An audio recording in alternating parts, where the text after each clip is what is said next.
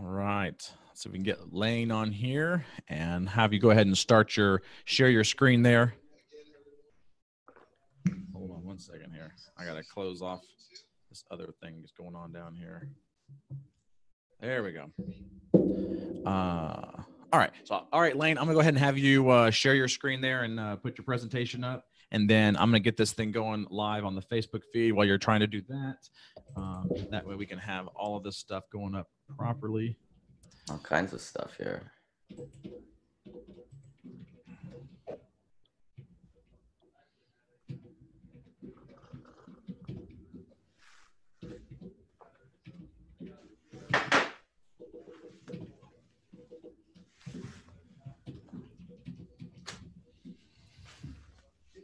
All right. Oh, looks like, oh, there we go. All right. Let's see here.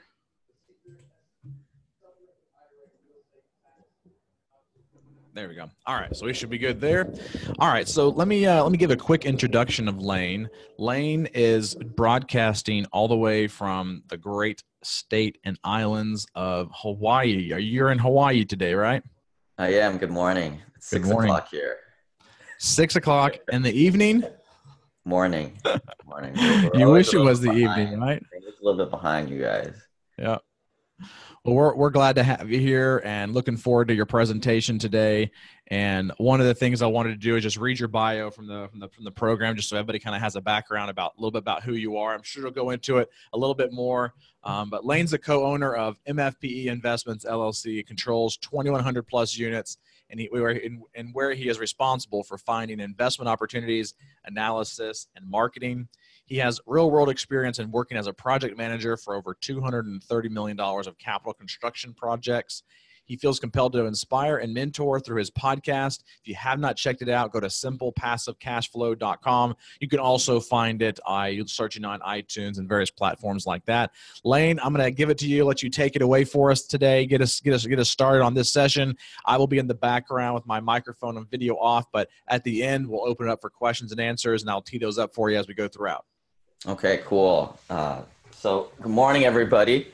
Thanks for having me. This next hour, if you guys are kind of looking for a big overview, I'm going to talk about who I am and my transition from going from single families to multifamily investing. Kind of the meat and potatoes of this presentation is I kind of compiled 10 random tips that I do as a limited partner to vet deals. And I also looked into the crystal ball and tell you what I'm going to be doing in 2019 and 2020. If you guys are getting a little FOMO in room 2, Damon's there talking about his QRP, but you guys can go to my website, simplepassivecashflow.com/QRP, and check out his free book. Just put in your address there and he'll send you a free book there. So now that we're all geared in room 1 here, a little bit background on myself. I grew up in Hawaii. Beautiful place. I don't really get up to the beach very much. Most times I'm sitting right here in my office working on a deal or something. But here's why I like Hawaii. I mean, this kind of picture in the middle kind of encapsulates Hawaii. It's very community based. You know everybody. Everybody knows you. I like it. I lived in Seattle for the past 14 years up until last year. And, that's why I like Hawaii. Everybody drives Corollas.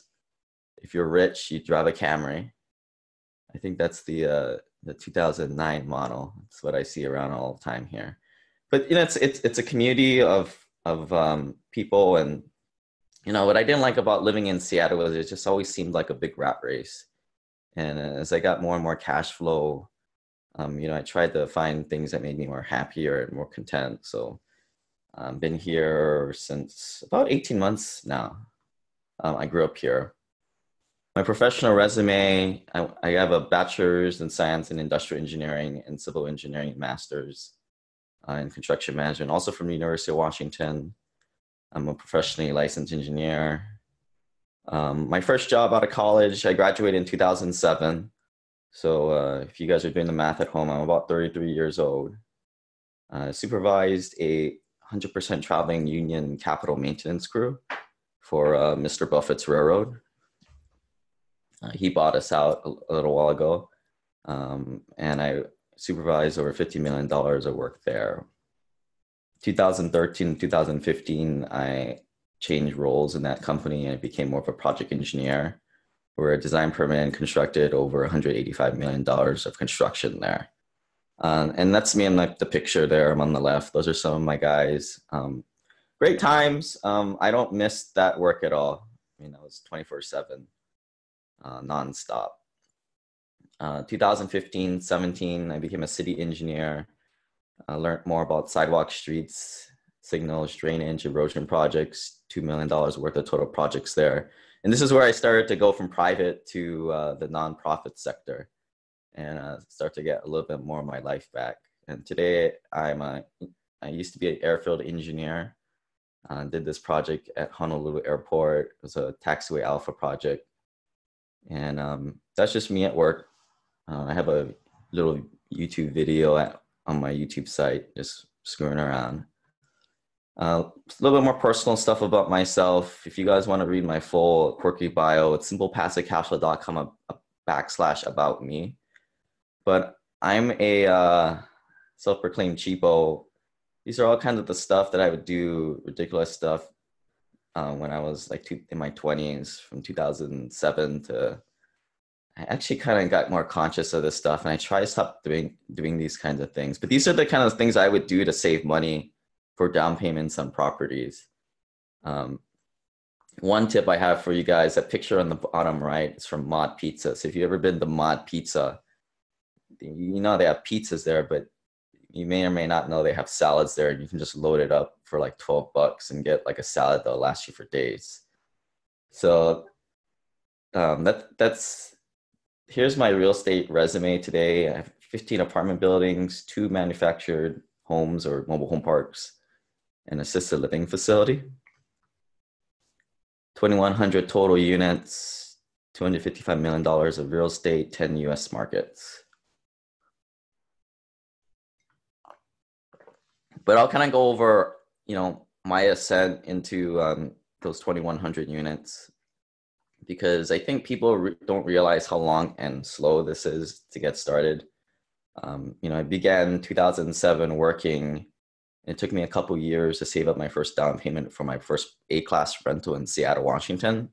If you're familiar with Seattle, I bought it in Maple Leaf, which is a very great suburb of northern Seattle.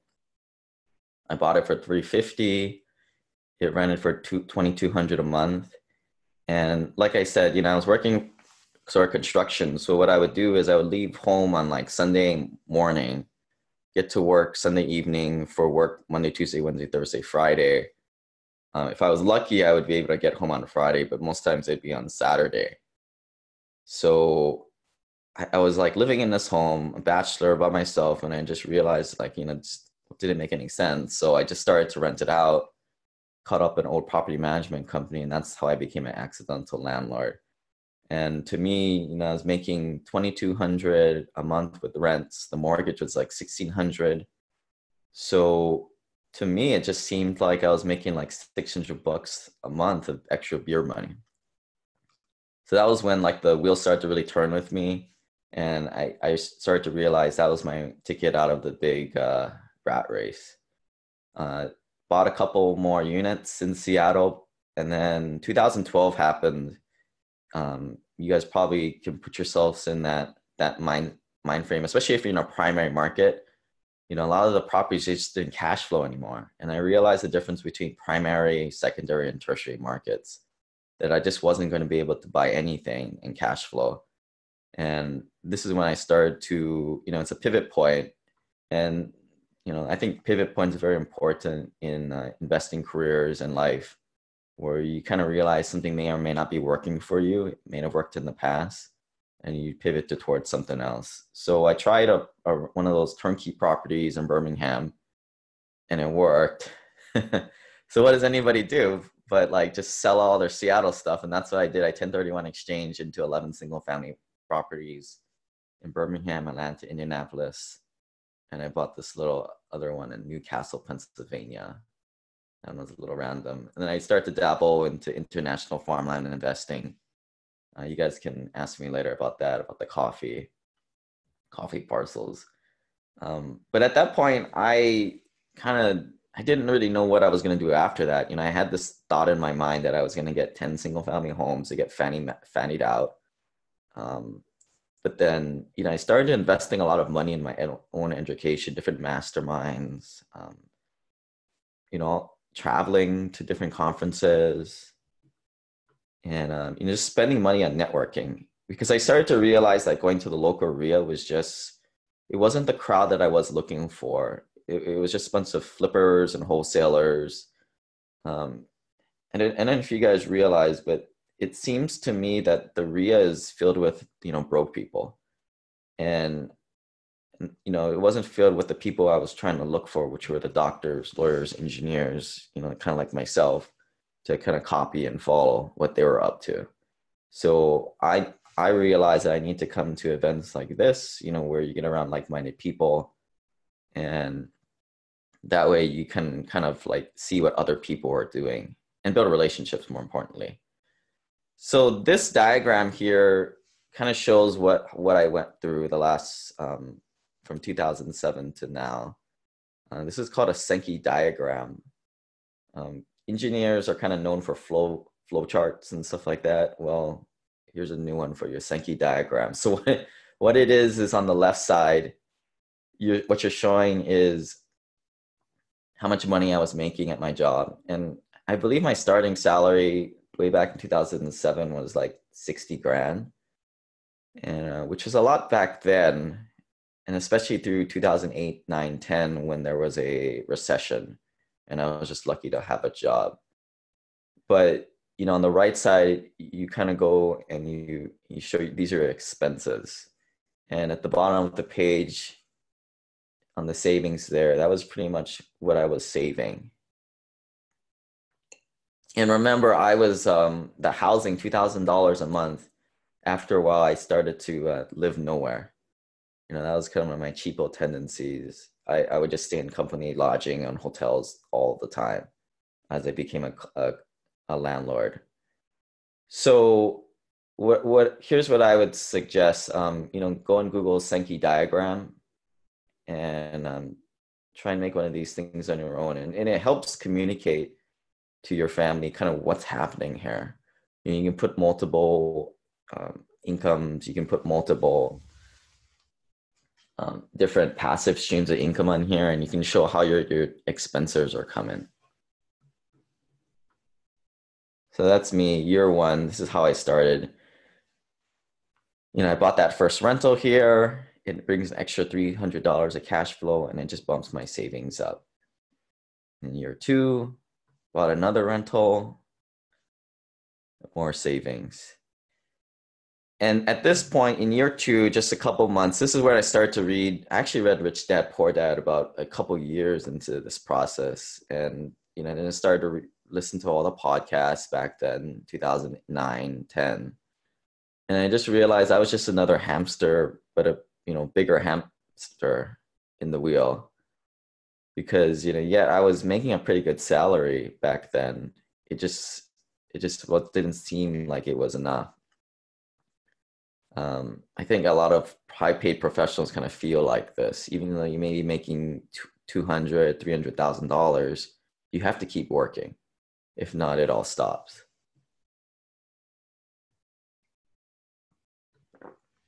So year three, you buy another rental, your savings goes up. 4, same thing.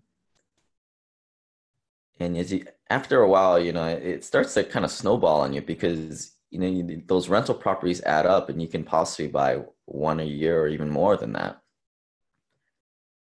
So at this point, 5 years into the game, I kind of learned this mantra. I kind of stepped out of that construction management newbie role, which I feel like it's a very important stage for a lot of people working. For 5-10 years, you got to just pay your dues and do those jobs. But essentially, I kind of grew up to where I'm at today. And here's my big mantra that I tell a lot of high-paid professionals, and it goes something like this.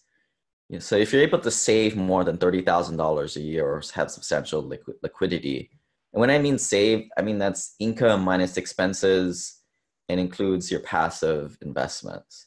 Most people, they live, paycheck to paycheck, even though they very well make like $150,000. It's kind of amazing. I talked to some people, they make like 250 and they're only able to save like $5,000 a year. And I'm like, what the heck, man, right? Like, where's this money going? And then they're like, oh, we got kids. I'm like, man, what did these kids eat? Jesus, like it's a little ridiculous in my opinion. So that's what I always ask. It's like, at the end of the day, I don't care how much you make. It's how much you save is the big indicator here. So if you're able to save more than $30,000 a year, or have substantial liquidity currently, which is over $200,000 in the bank or in the HELOC, being a landlord and especially flipping is just not scalable. That stuff is merely a form of capital creation, in my opinion. Many of us doctors, lawyers, engineers, accountants are better off at our day jobs with our salaries.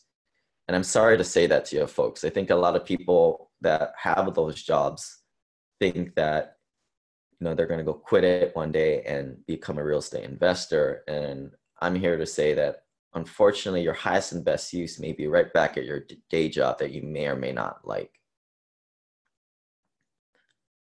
Because there we're able to generate capital and to put into passive investing with tax benefits that come along with it, that are sort of the hidden intangibles, and something I'm kind of learning more and more about as I move along. If you're already saving at that level, you are likely to be financially free in 4 to 7 years. So beginning with the end in mind, and I would say take the more passive approach. And then if you're doing single family homes, do the math. With $300 per property at cash flow, you're going to need like 20 or 40 of these things to replace your income. I had 10 of these things or 11 of these things, and I thought I had good systems in place. But with 10 or 11, I had 1 or 2 evictions a year and 3 or 4 big things that happened. So if you imagine if you had 30, just 3x those numbers. And you guys can read that full article there, simplepassivecashflow.com/syndication for full article. But as we move along, that's with that in mindset, that was where I kind of took a pivot in my journey. Started to pick up syndication deals. And as you can see, it's a little bit more scalable.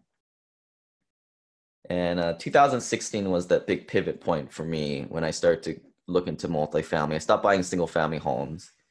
And this is a chart that I made. I think we've heard like the crossover point. I kind of made this crossover point 2.0 where I overlaid the green line, which is, this is your job. Like as you kind of take on more and more roles in your organization, you're constantly increasing expectations at work, keep going up and up and up. But 5, 6, 8 years into the investing game, I think what you'll find, what happened to me is my motivation at work decreased greatly. And part of this was at my job, my first workplace, I had a lot of bad experiences with my supervision. I mean, my first 5 years were fine, but then everybody comes to a point in time where they just run into, difficult personalities. And at that time, 2014, I believe, I was probably making more money than my boss and my boss's boss at the end of the day. I always get these pop-ups on my LinkedIn profiles, like, we found jobs, you might be interested. I'm not looking for another job these days, but I still work a full-time engineering job.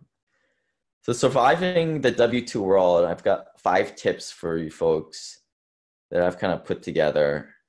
Number 1, don't take promotions unless you have to. Like for example, there's a promotion available and somebody who's going to get it, you don't want to work for, maybe you should just take it. Just, you don't have to work for a difficult person or incapable person. But, again, these are just some of my personal tips. Number 2, swallow your pride. And this is something that I kind of learned, like I said, working for 2 people who were thinking about their family more than their people. I like working for people with good character and integrity, as opposed to just burning bridges to get to their next promotion or to get their bonus. Number three, avoid energy drainers. So this includes people you work for, people you work with. Your time and energy should be spent on investing and finding more deals in the future. Get the work done, go home. Number four here is the big question. Do you talk about investing or not talk about investing to other people? I was more of a private person. I didn't talk much about what I did in my first job, and partially because, if people found out I was buying rental properties, I mean, they probably would have used it against me in any kind of performance review. Some of you may or may not be in those kinds of situations, but that's what I was in. But that was a big thing for me, to kind of keep it to myself at that first job. Once I started to change job, I used to kind of, you talk a little bit what you do, and you kind of see that a lot of people do have rental properties and, be open to possibly investing with you, or maybe you can team up. So my story there, one time at work, I actually dropped my investor card, and now my current partner that we've picked up, he was kind of really the guy who pushed me into the multifamily stuff, because he was going to these boot camps, flying to these places. He picked up the card and he texted me and he's like, "Hey, I didn't know you're a real estate investor. We should talk about this." So you never know who you're going to meet. You never know who's in the next cubicle, but the good comes with the bad. You never know if they're the person who's going to, be very scarcity minded. And, sometimes you have that crabs in the bucket behavior at work, where the other workers are just thinking, well, we're all here making the same salary. Nobody's should be getting ahead. We're all here to spend the 8 hours, and we should be working, which, I believe, you need to do the job they pay you. But, if you're a professional, you get the job done satisfactory, and then, that's what you're paid for. No more, no less.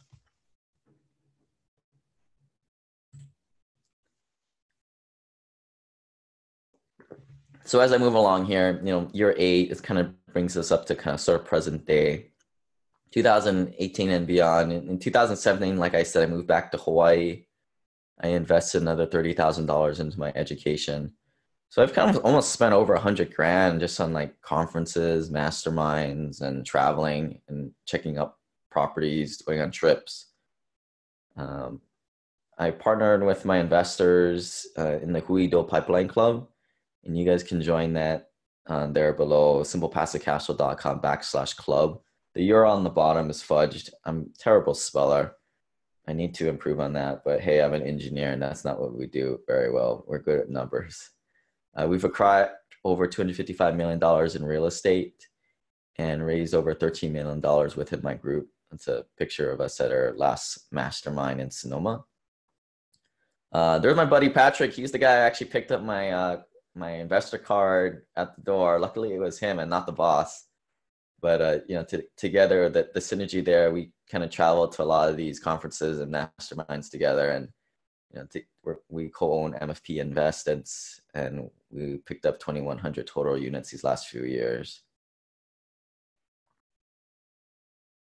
So my financial brain was kind of like, it was all on this financial independence. And I think at the age of 27, I saw the light at the end of the tunnel. And I was able to kind of predict in the future, that's very near future, I was gonna be financially free and I could just go to the beach and just hang out and drink pina coladas all day long. But then I started to realize what kind of a lame existence that was. So I started to make this podcast in 2016, mostly as a way to communicate what I was doing with my friends, because a lot of them were like, "Oh, you're buying these properties in Birmingham. Do you even go and look at them?" And, I would answer the same questions over and over again. And, it's real estate. So most people will never ever do anything because there's money involved and it's getting out of your comfort, yada, yada. So I made this podcast, put it on iTunes, Google Play, and you guys can check that out.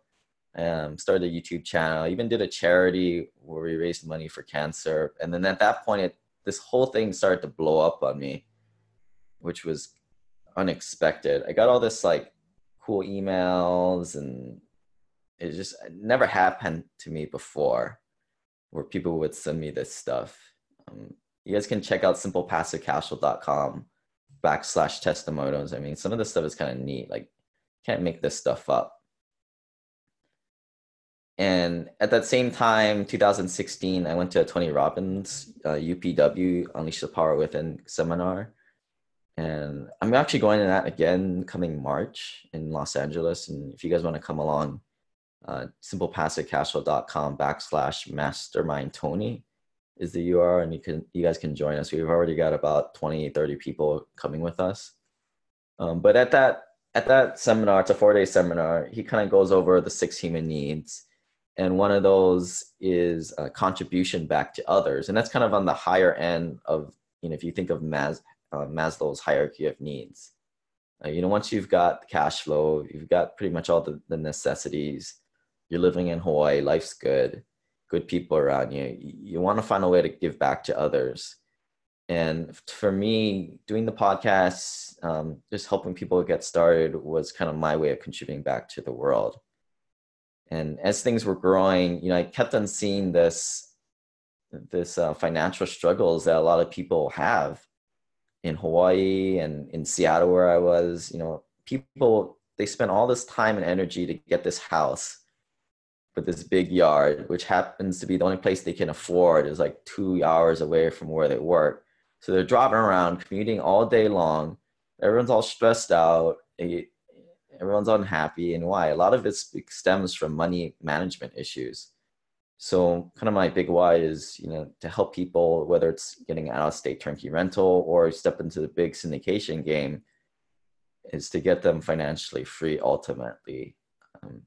And I found out the problem to this was some people just would not take the first step on their own. So that's kind of my first half of my presentation. Is there any questions? I see like this more thing come up, this chat box, Dan. Let me just scan there. So there's been a couple of chats going back and forth, but I don't see any questions that have come through. So if you have any questions for Lane, you can go ahead and start typing them into the Q&A box so we can keep track of those, and then you'll get those asked. So are you ready for questions? We're ready for some questions. I need a little break.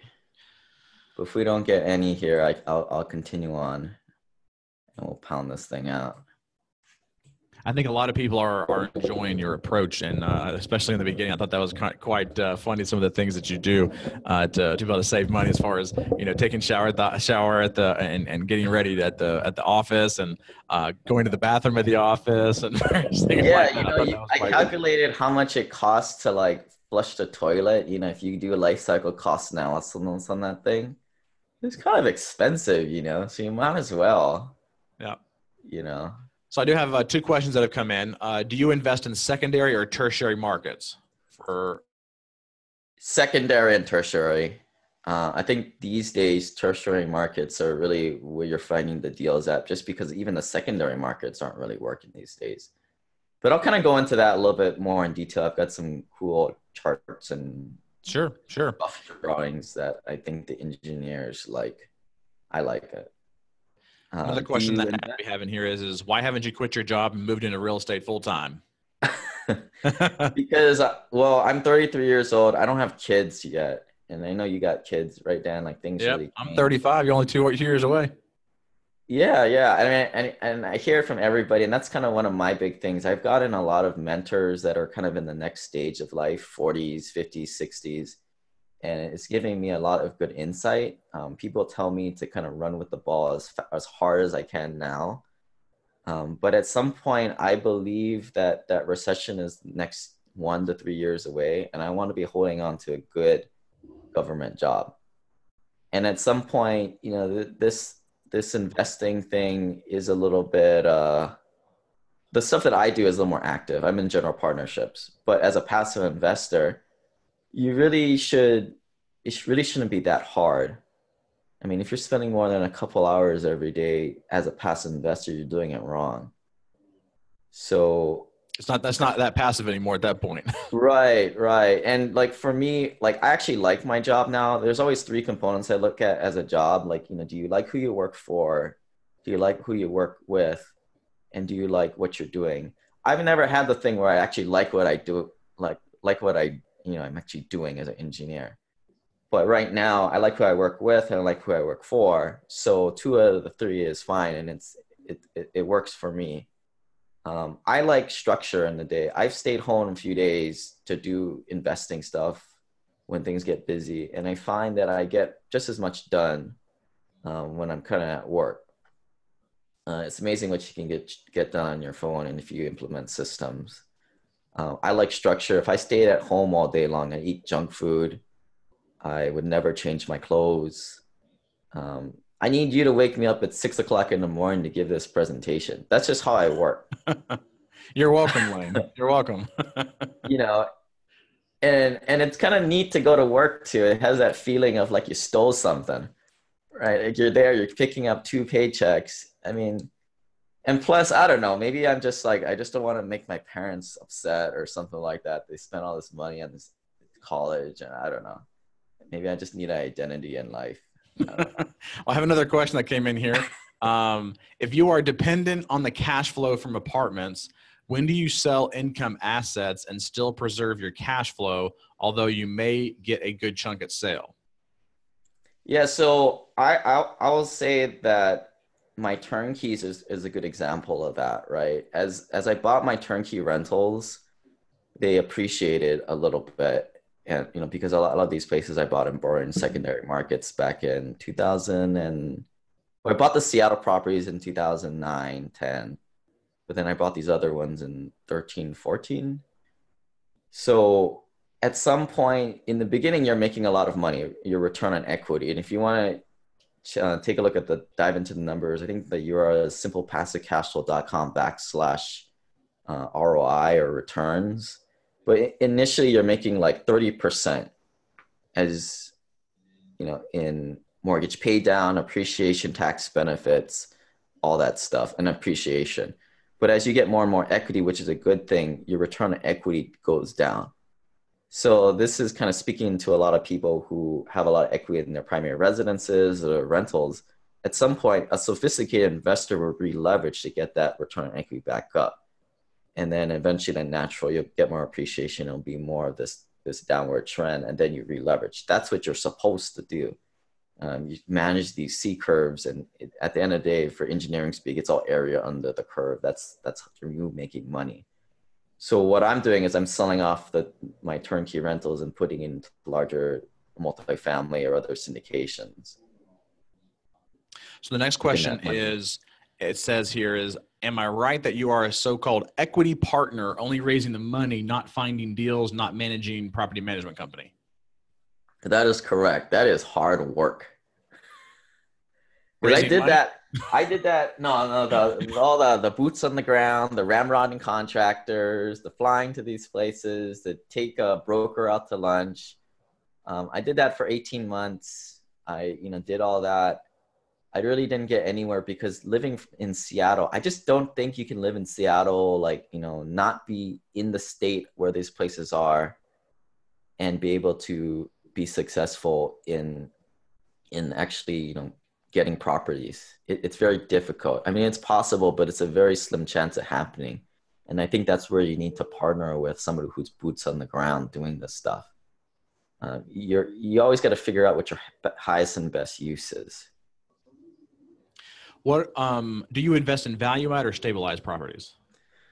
Well, I think everybody throws around the term value add all over the place. I invest in stabilized properties with about $2,000 to $8,000 of rehab per unit. So, you guys tell me what that is.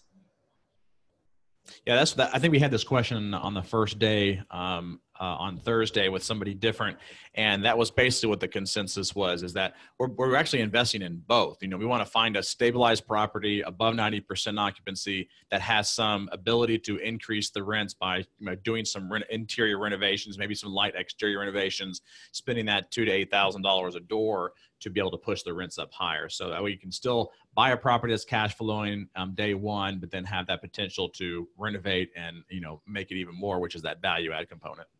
Right. Like I don't like that term value add because I've watched like dozens and dozens and dozens of these presentations, and when I hear that, I'm already skeptic already. But tell me what the rehab budget is per unit, and that's what I go off of. That's a good point. Where are you buying the multifamily properties, and are you flying out to look at each one of these deals? Most of them is in the southeast, right? Because that's where like the market drivers for employment and growth are down there. I'm not saying that you can't find a value add deal in the primary market, but I think you're just competing with too many unsophisticated people with money in the primary market. And and am I going to fly to these places? Well, eventually I am, but I think that's why you kind of focus on the people portion first. And what's nice about when I started with this, when I was sitting in conferences, I would meet up with peers at that time. And you start to trust people as you start to climb the ladder of success together. And at that point, you start to trust people, and then you're also doing the thing alongside with them.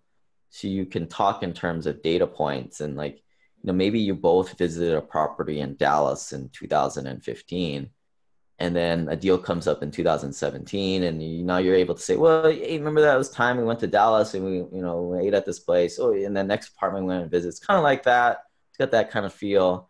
And of course, you got to go fact check them at the end, right? Once you got the property, or at some point in the due diligence, you go fly there yourself. What is the most expensive lesson you have learned along the way related to investing in multifamily? Well, not multifamily, but as a syndication partner, I lost 40 grand. But I think we'll get there. Maybe we'll cut the questions. Okay. I feel like it's becoming overwhelming. All right, so we'll kind of get into the limit partner tips here. So for those of you who just woke up this morning and got Dan's last minute special, what is a syndication? Well, I like to use the plane analogy where the cockpit has the general partners, and the cockpit of the general partners could be one person, could be two people, could be, I've seen as much as like 8 or 10 people. A lot of dead weight in that 8 to 10 people cockpit. But essentially, there's somebody who finds a deal, somebody who brings all the investors along, somebody who does the boots on the ground, somebody who signs on the loan with their balance sheet, or use their net worth and liquidity to help qualify for the loan. So there's a lot of different roles here. Me as a equity raiser, I've been lucky to sit on that jump seat. You can kind of see in a picture there. I don't know if you can see my mouse, but there it is. But it's been a really cool place for me to sit and get a behind the curtain view of what's happening. Initially, I would just sit there and help out with the admin stuff and the investor relations stuff. But now, being in like all these deals, it's been really cool to kind of see what actually happens through those windshields and what actually gets communicated back in coach, where all the limited partners are sitting. So that's essentially the makeup of a syndication. And I think a lot of people are always having to ask this question: do I be a GP or an LP? Here's my personal 2-part test. And you need to ask yourself, number one, are you good at being a landlord, which includes managing tenants, contractors, deal analysis, deal hunting, deal brokering? And this is where I was talking earlier about, I just didn't like to take brokers out to lunch and to call them up on the phone. I mean, for me, that was a real pain in the butt to do. But I think that's what you have to do to be top of mind with the brokers. You got to take them out to Dallas Mavericks game. And for me sitting in Seattle, that just was impossible. Well, it wasn't that impossible. You can run through walls, I guess, but it was just unlikely for me to do that all the way out there, nor did I even like it. And that's the important thing here. That brings up number 2. Do you enjoy doing any of this? Like I said, I'm a project manager for construction projects, and, being a landlord has like managing contractors, and I'm really good at it. I know all the way these contractors play the game. That's why there's con in them, because they're all con men. So you have to police these people, and I do it for a living, but I don't like doing it. Again, I don't know why I'm even working anymore, but I don't like doing that. And you always have to ask yourself, what is your goal? What are you trying to do here? What kind of life are you trying to make? I think if your goal is to I'm trying to pick up 1,000 units or this much of cash flow, I think that's a horrible goal. You need to look beyond that and try and do a more of a lifestyle design goal. And if you said both to yes to these questions, well then congratulations. You get to be a Class C and B multifamily investor and deal with all this stuff.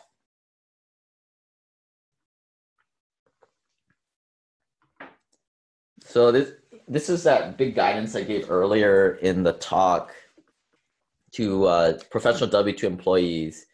And this is a small excerpt of that quote. And it says, if you're already saving at that $30,000 or higher level, you're likely to be financially free in 4 to 7 years. So I emphasize, begin with the end in mind and take more of a passive approach. And I emphasize that again, begin with the end in mind. Check out that full article, simplepassivecashflow.com/syndication. And we just did in my group a goals seminar that you guys can listen to and kind of follow along and brainstorm your own goals there at simplepassivecashflow.com 2019-launch. But here's the evolution of what I did and what I kind of teach my folks. Simple Passive Cash Flow 0.0 is get out there, go work your butt off for a few years to save money, to go get some single family homes or some multifamily. And then Simple Passive Cash Flow 2.0, where I'm at these days, is transitioning to more of a passive investor in syndications. But I'm not here yet, but Simple Passive Cash Flow 3.0 is finding your passion, creating your lifestyle the way you want. And I don't know if you like golf, but I think golf is not really that great of a retirement. If you think what you're going to do once you hit your cash flow number is go golf and do whatever like that, I think you need to find something that contributes back to people and something bigger than yourself. But hey, who am I to say? Something interesting to note, of all my investors, there's the big age gap between like the age of 30 and 42, right where Dan's at, right? Like, when kids come in the picture, there's like a dozen years where like nothing gets done. So my investors are either younger than 30 or older than 42. And it's very rare that they're between that age. And that's kind of where I am personally. Like, I'm before the kids come in the picture. So I'm trying to take this thing as hard and as high as I can get it now, because I know for the next decade, I probably will do nothing. But hopefully I've kind of set it up where doing nothing is the exact thing I need to be doing. And then for those of you who have kids, don't be discouraged, but somewhere between the ages of 10 to 15, your kids will likely not like you anymore, and you're going to need some hobbies. So that's where this real estate investing comes in. It's pretty awesome. It's kind of like hunting in a way. I mean, you're looking for treasure with these deals. So I promised you guys flowcharts, and here's the flowcharts. This is the way I advise high level what people should do. And if you look at in the middle, don't pay much attention to the stuff on the outside, but the middle is the first questions, like how much time to devote to real estate investing. And this determines if your energy levels, if you've got a job. And then the next thing is like, what's your annual household salary? If you're making more than like 120 grand a year, you probably should be more of a passive investor. But if you don't have anything else to do, or you're barely making 50 grand a year, then yeah, you should probably be an investor. And this is where, most of the people that work with me are high paid professionals. And it's always funny because you read all these blogs about people leaving their job and quitting their job and replacing their income. And for me, I don't know how that's possible. right? Like, where am I going to go and collect like, $100,000 paycheck and, barely do anything because I'm pretty good at it and I've created systems to do my work for me. To answer Dan's earlier question, I think my job is sort of passive. I mean, I guess that's why you go get a degree and you spend all that time, but it's a very poor return on investment at the end of the day. There's an active side of this, there's a passive side of this. You need to figure out which side of the spectrum you're on. And you need to ask the questions, active side is more the general partner side. What is your highest and best use? And these are some of the questions you need to ask yourself. As a passive investor, if you got money, you're probably better off there if you have management skills from work. Your W-2 hourly rate is greater than $80 an hour is one, or your network consists of high net worth folks that you can collaborate with and go into deals together, and also have other people to kind of be your spies out there, which deals are good. I'm a fan of Gary Vaynerchuk, and this is one of his tenets that he talks about a lot, are self-awareness. And when you know this, everything sort of changes. I talk to a lot of people on the phone. I give away like free investor calls, strategy calls. I've probably done over 1,000 of these over the past couple of years. And it's always funny to talk to somebody who is kind of that kitten there, cute little kitten there, and he thinks that they're a big lion. And I don't know, me as the science guy, I always sort of like check up on these kind of kittens, and they never go anywhere. They just bomb out because they're not self-aware. They never really end up to where they want to go because they don't have the necessary needs. They're not fitting themselves into the right place.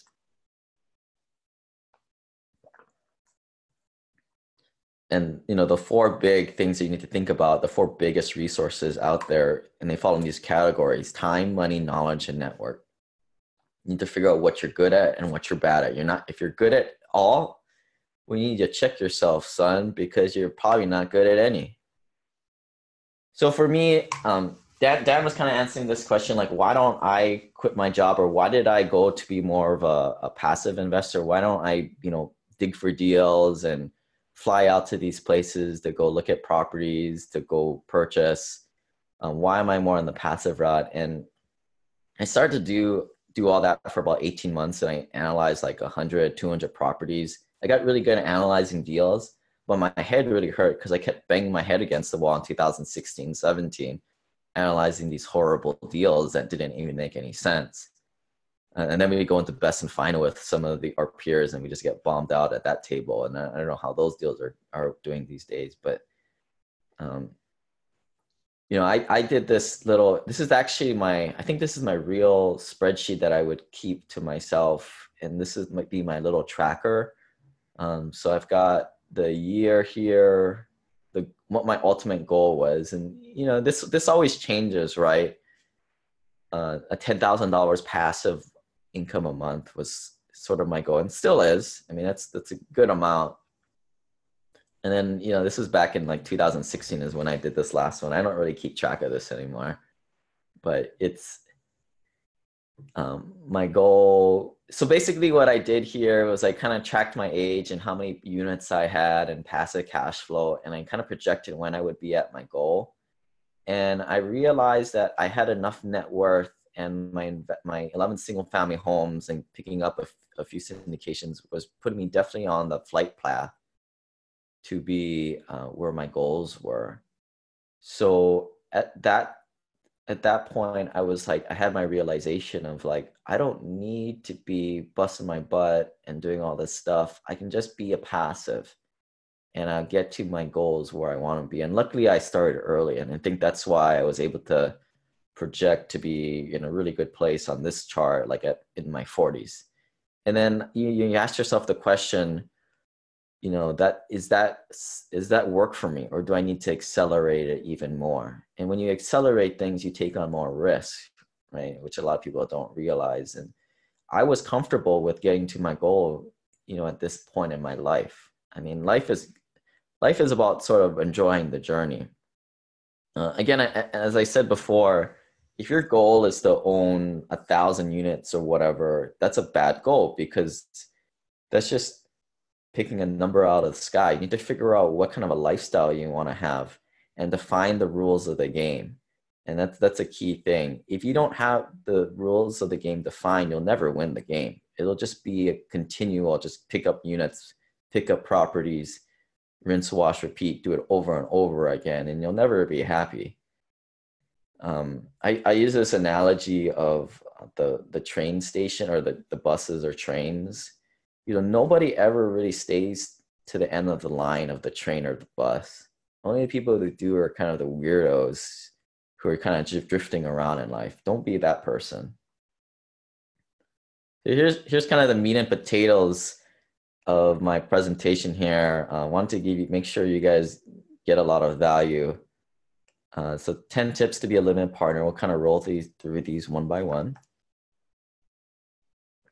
I'm not going to really go into like analysis of properties because I think you guys been beaten over the head with this over the last couple of days, or I hope you have.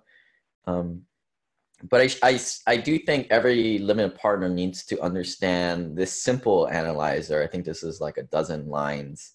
If you guys want this, you guys can email me. It's in my share drive if you want to get access to that. But at least understand how these numbers work, NOI, cap rates. It's a good starting point. I mean, of course, you want to graduate towards that full analyzer so you can analyze each and every input. But this is a start, right? So the first thing is the resources to collect the rent projections and how to use it.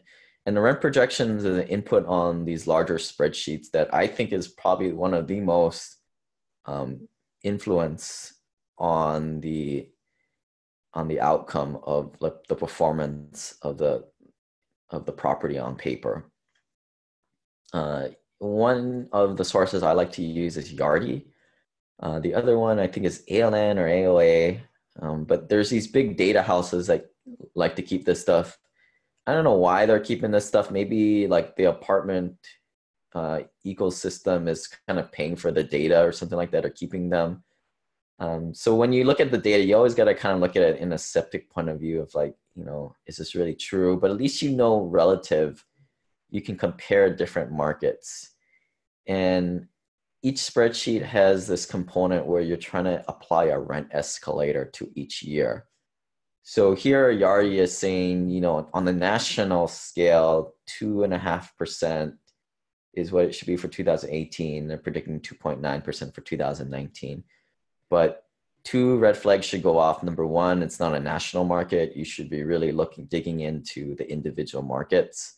And how are they getting these numbers? Because all these numbers are all wrong right here. So I wouldn't be using these numbers in my spreadsheet. I'd be using anywhere from like 1 to 2.5% for most markets as a rent escalator every year. Here's another good example of that. I think this is Yardi too. I looked up this one up last week, and they're showing Dallas is 4.3%. I'm like, whoa, no way. But then I think partially what's throwing this number off is that they're including the Class A stuff. And again, I look at mostly Class B and C. So I think that's why it's a little higher. But I still went, for a Class C multifamily in Dallas, I think you're lucky if you're even getting 2.5% these days. I mean, I've read articles of like how Fort Worth is outperforming Dallas right now. I mean, Dallas was the hottest market, and there's still a lot of drivers for people moving in. But from 2012 to 2015, you didn't have to do very much in terms of rehabbing and to get the bumps in rents. I mean, it was mostly market appreciation, which is awesome, right? And I guess that's why it's important to pick a right market so you can get lucky like that. But another thing here is like, here's the occupancy, which is sort of like the rent, the rent escalator. You just want to check that they're using the right one. And here's how Yardi is sort of describing the national occupancy. Again, you don't want to be looking at national statistics, but I just brought this up here just to discuss it. and know the differences between, they call it lifestyle and renter by necessity. I like that renter by necessity. These are basically class B and C. These are people who can't own a house.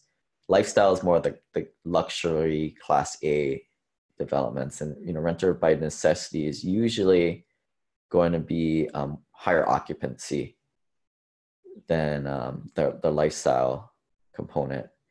I would say that this is probably pretty accurate. I mean, this is occupancy, but you always got to keep in mind that you're really tracking economic occupancy at the end of the day. And if you guys don't know what economic occupancy is, like, let's just say apartment is 100% occupied. Woohoo, right? I think every broker tells you that. But then you come to find out like 20% are deadbeats not paying. Well, then it would be 80% economic occupancy. So you always have to be, as a limited partner, it's a cat and mouse game too with the syndicator, because they're always going to tell you, one or the other, and either try and manipulate the economic vacancy if they give you the occupancy, or vice versa. They might even say, oh, it's we were really conservative, we're going to do 90% occupancy, but they only put 1% for economic vacancy when they really should be using 3 or 4.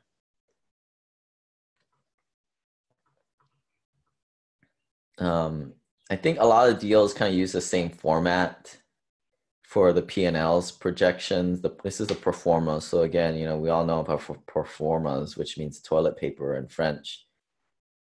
This is what I was talking about, the gross on the income. You want to kind of calculate this on your own. What are the increases every year? And that's the escalator, what we were just talking about on the rents. How to calculate your NOI and pick a cap rate. So here's kind of a refresher for those. The nice thing about multifamily and commercial properties, it's based off NOI, not comparable sales, which can be skewed by a high one or low one. NOI is basically how the property performs in terms of number. How good is it making money as a business? And here is that famous formula. I love formulas. Where you take the NOI divided by the cap rate, and that's your magic number on how much the property is supposedly valued. So the NOI is going to kind of stay what it's at. You have control over that, obviously, but the cap rate is another outside variable that, where it's, as you can see, it has a direct impact on the property value. So if you want to show a higher property value, yeah, just use a lower cap rate, right? And you can see, I mean, I'm not going to go over this because I'm sure you guys have talked about this in length, how the NOI, bumping in rents affects the total value and how you can create value overnight. Woohoo, multifamily. But this is really important because in the analysis spreadsheet, there's one cell called the reversion cap rate or the exit cap rate. And when you're underwriting properties, you don't know what that future cap rate you're going to sell it at.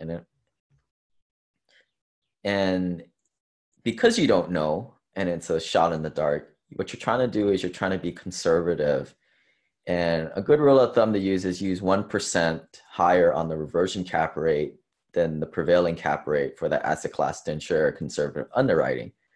And it's a little counterintuitive, right? Like you're going to go bump the cap rate, the reversion cap rate up to be more conservative. But trust me, play around with that other formula and you'll see how the numbers work and you'll get it. The cap rate going up means people are paying more for less NOI. And that's kind of where we are now. People are paying less and less cap rate, paying more for less more NOI today. So if the market gets stronger, your 6.5 cap today may trade for a 6.25 cap in the future. Obviously, we want to assume that it's going to go higher to be conservative. So here's an example. If you're doing 6.25 today, that's your prevailing cap rate for like a class C. I don't want to say one. We'll call it, we'll call it Timbuktu or whatever. in Timbuktu, Class C is 6.25. You apply the rule, you want to use a 7.25. And if I use that plus 1% on the top line there, you'll get like 100% return in 5 years. After you put in all these other inputs, you put in all the rental tables and everything. But now let's just say you want to sharpen the pencil a little bit as a syndicator and you want to show a higher returns for paper because maybe it wasn't 100% return in 5 years. Maybe your deal sucks and it's really like 80% return in 5 years. Well, if you're to show like a 0.75% cap rate reversion plus, now you can pump it to 114% return in 5 years. And that's what I'm kind of seeing in a lot of deals these days. You know, start sharpening the pencil and putting the reversion cap rate at less and less and less. And in this little sensitivity analysis here, you see how it just skewed all the returns. I mean, I'm a syndicator. I do this all the time. I should know. And you know, the reversion cap rate is probably with like I said, with the annual rent increases, those are probably the two biggest levers you can pull to play around with the numbers. And here there's a sensitivity table and see how it really affects sales prices and whatnot. Typical terms on lending today, I'm seeing 4.55%. Fannie Mae, Freddie Mac, community banks, insurance companies are lending on these things. You want to look for 25 to 30-year amortization and up to 12-year terms.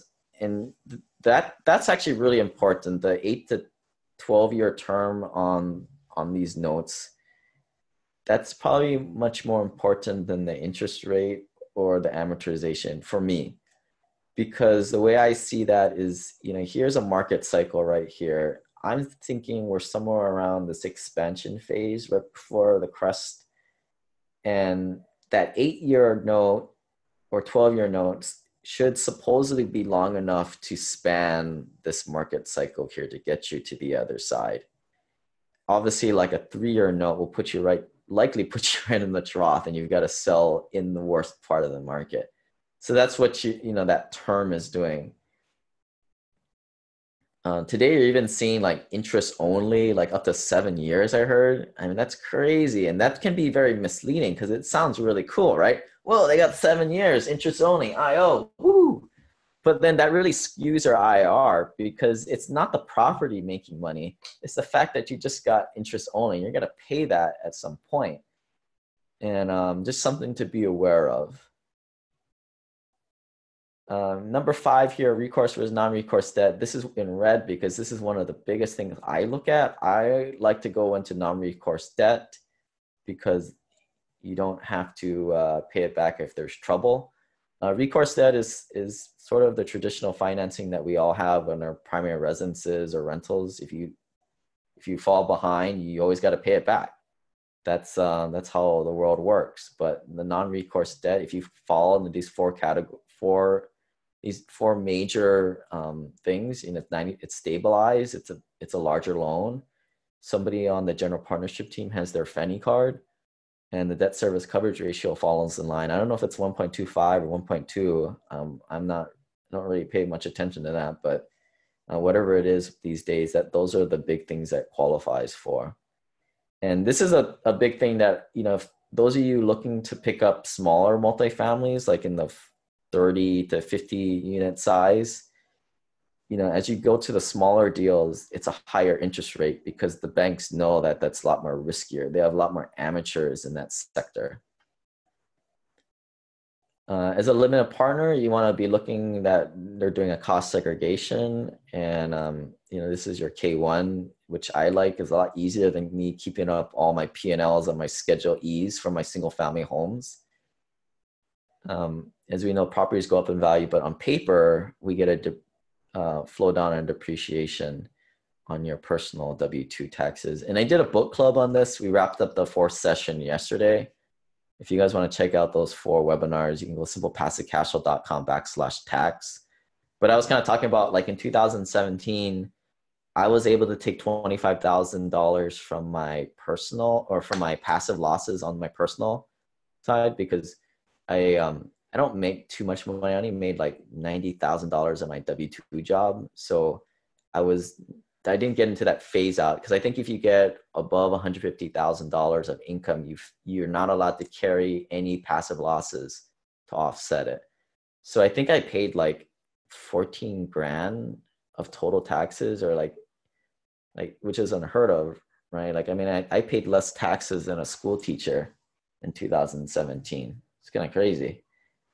But on these bigger deals, what they do is they do this cost segregation. You can read the full article there. But here's a sheet that we got back from one of our cost segregation folks on a quote. This is on I think it was a $2 million asset. You know, here was what we would have depreciated if we did it every year, and what this other category, bonus depreciation after, is what we were able to take in year one. And here is that property here, you know, that equates to $130,000 of additional savings just right off the bat. And the cost segregation fee on that one was $6,000, which is like a no-brainer, right? You pay the $6 grand to get that cost savings of $130,000. But on a smaller property, this doesn't make sense, right? And this is where syndications and multifamily blow single-family homes out of the water, because you can do stuff like this. There's one of my K1s in a deal where I went into last year. We didn't make any money, but we had depreciation there, you know, a couple grand. Tip number 7 here, you need to understand what the type of deal you're working in. Here are the different asset classes: Class A, B, and C, and F. Class A are probably your newer builds. Class B, I would say today's are your 1980s, 1990s builds. Class C's are like 1960s, 1970s. You know, years, how old the property is kind of the big indicator of this. I like to stay in assets like in this area where you can get the highest yields, and try and reposition it to get it a little higher to maybe like a B- or a B. Again, like I said, it's a rehab per unit is what I look at. $2,000 to $8,000 will usually get that nice little bump. You know, and obviously you don't want to overbuild. One thing that is like interesting nuance, like Huntsville, for example, we picked up 3 properties there.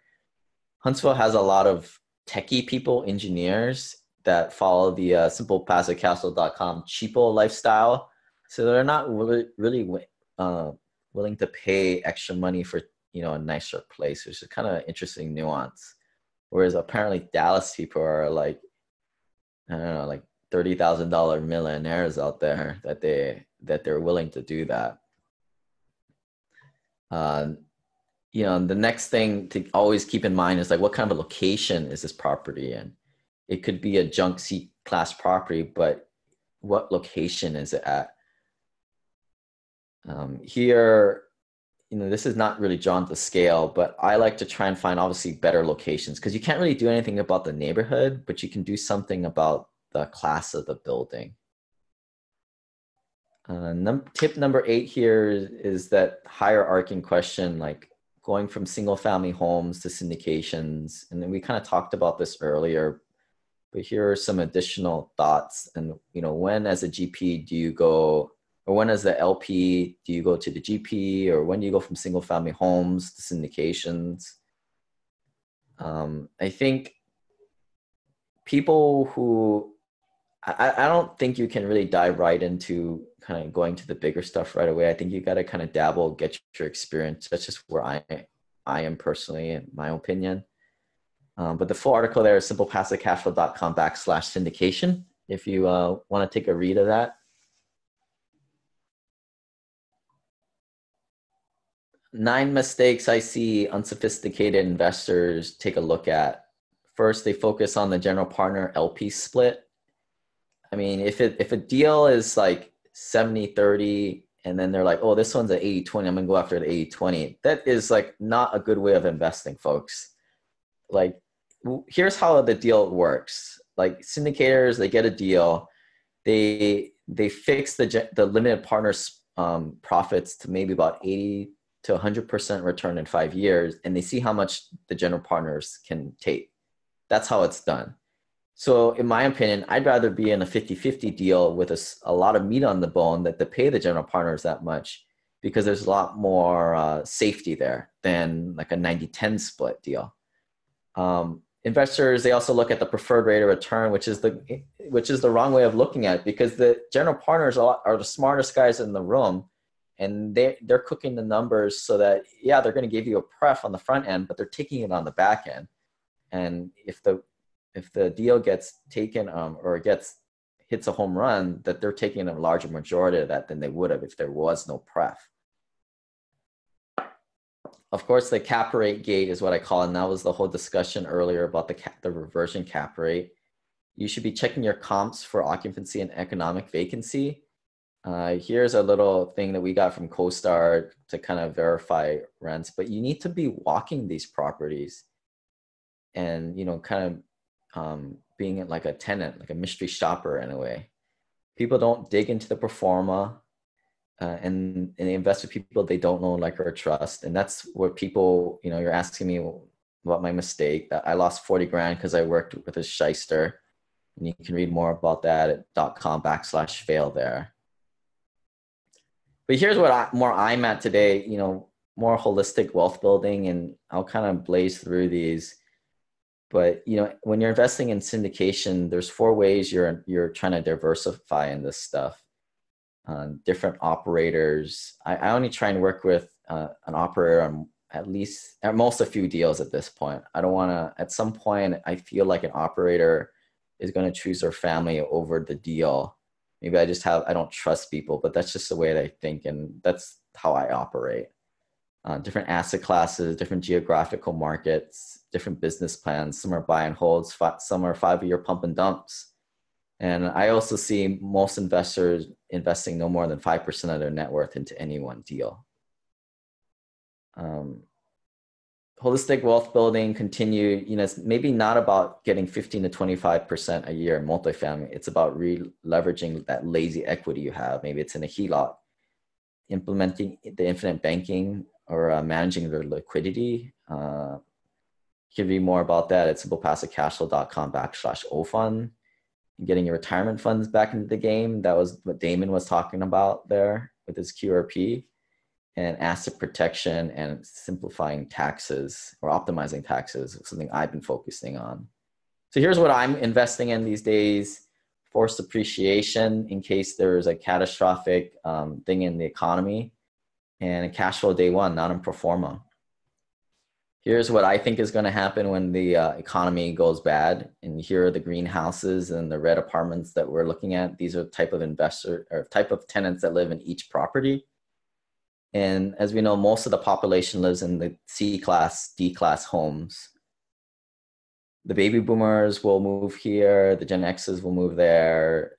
The Gen Ys will move here. The millennials will live there. There's kind of that upward trend. But as soon as the recession hits, this bell curve slips backwards and everybody falls back. And this is why I like Class C multifamily and B. And I try and stay away from the A-class nicer stuff. Here's a little joke. Millennials will move back in their home with their parents' home in the Class Cs. But everybody knows about these market cycles. And this is what I'm kind of paying attention to. In 2008 was our last top or bottom. It's been 11 years so far, and we're due for another correction, which supposedly happens every 8 to 12 years. The 10 and the 2-year just inverted a few weeks ago, and that's a big indicator. And I've looked at all these ways to invest. I put it on graphs, and this, you guys want to take a picture, this is a cool one. But every way you can sort of invest, and I put it on there. And today we're talking about the non-recourse syndications and the high value add syndication or multifamily, and I think it's over there. And I still think that there are good places to invest as we come to a more mature market cycle. I always talk about this one. This is the way I basically built my portfolios. You pick up turnkey rentals, then you get into the syndications. Now you start to play around with like a little bit different stuff, more home run deals, like higher risk, high return hotel syndications, assisted living. You start to build your liquidity fund, and that's kind of how I think you should build your portfolio, something like this. Yeah, I'm very big into not, I'm very against Wall Street. I feel like it's very corrupt there. And I like to help middle-class people find safer, more profitable investments. And I'm trying to create like a hui or a community of successful investors who kind of work together and collaborate. And check out my website, simplepassivecashflow.com, for working professionals. And, there's my email contact and some goodies for you. You guys can join any local social club I have. Subscribe to my podcasts.